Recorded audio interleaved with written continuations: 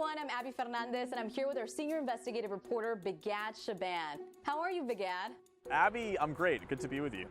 Good to have you. Okay, so we have some exciting news, guys. Season 2 of our digital series, Derailed, just dropped.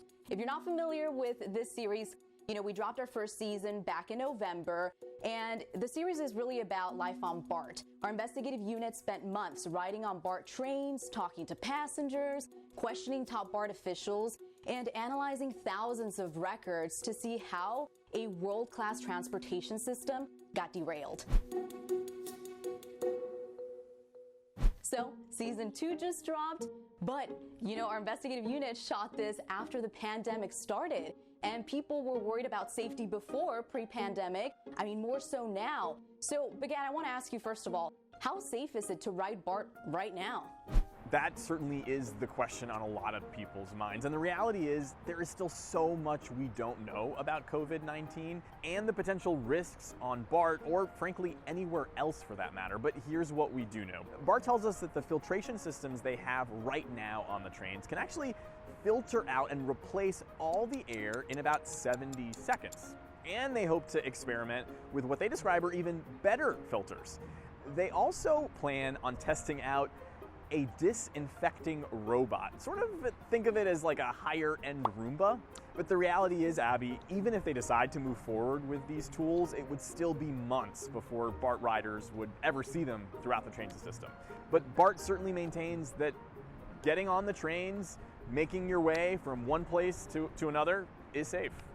Oh, wow. So, talking about riders, I know ridership is down about 90%.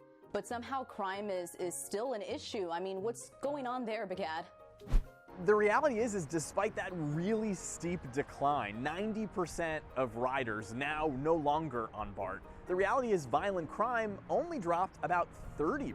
So even though it was a decline, nowhere near the decline that we're seeing with passengers. And so as a result of that, the violent crime rate, that's essentially the ratio when you compare crimes to passengers, is actually way up. Now it's 6 times higher what it was just before the pandemic. All right, so if you watched season 1, our investigative unit went into BART's plans for the future, and they were dropping a lot of money, for a lot of different projects. One of those projects being the fare gates to stop fare evaders.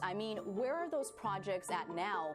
I'm assuming because ridership has gone down, not a lot of money is coming in. Have these projects been halted, or what's going on?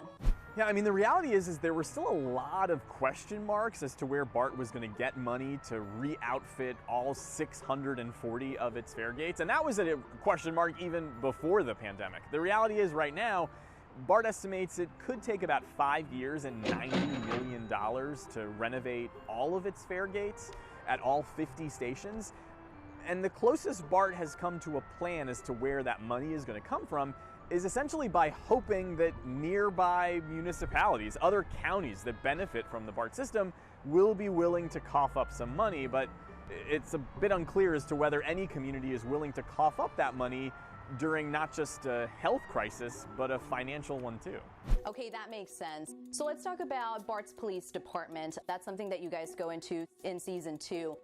There's a lot of change going on, and there's a lot of future change that, BART is talking about in regards to its PD. So let's go into that. What's happening there?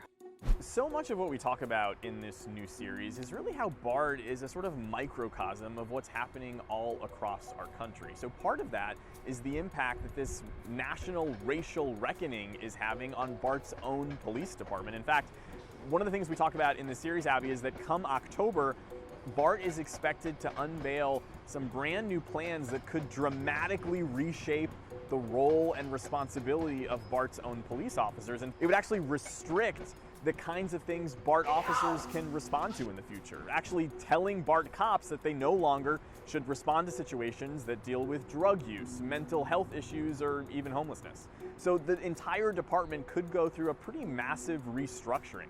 And how that will look and exactly when that will take place, at this point is still pretty unclear, but we are hoping to get sort of our first glimpse into that plan and proposal in October.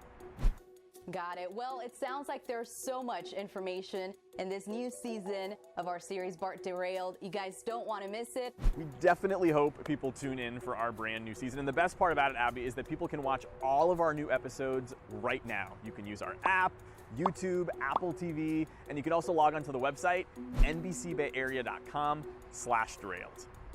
Absolutely. All right, so there you have it, guys. Go on, watch it right now. If you're not caught up, watch season 1, then watch season 2, binge it all. It's an absolutely great series. Bigad, thank you so much for talking to us. I'm excited about this. Thanks so much, Abby. Always great seeing you. Very well. Thank you all so much for watching at home. We'll see you on the next video.